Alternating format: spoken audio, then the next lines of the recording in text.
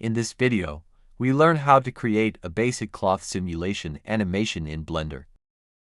First, open a new Blender file or use the shortcut Ctrl+N. In case you don't have the default cube, use the shortcut Shift+A and add a cube from the menu. Now we need to add a plane which will act as our cloth. Use the shortcut Shift+A and add a plane. Select the plane and scale it using the S key to appropriate size. Move the plane above the cube so it can fall on the cube naturally when running the animation. Now open the Physics tab for the cube and enable collision so the plane collides with the cube instead of phasing through it.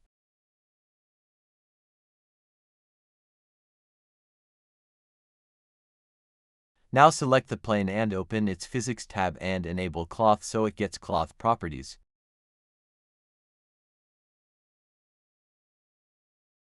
You can press the spacebar and see the plane falling on the cube, but as we can see it does not act like a cloth as intended.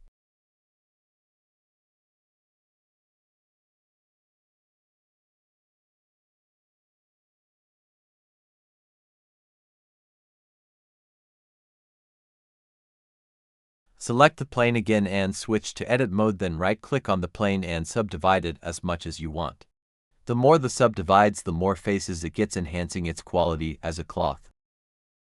Now play the animation again.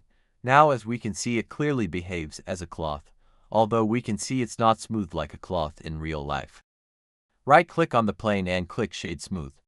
This will smooth out the plane and its edges and faces. Now it's much better.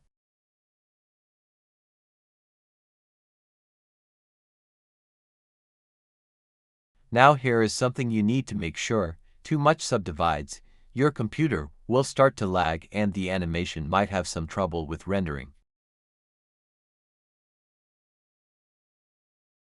I had to speed up this animation because it was lagging and taking more time than usual.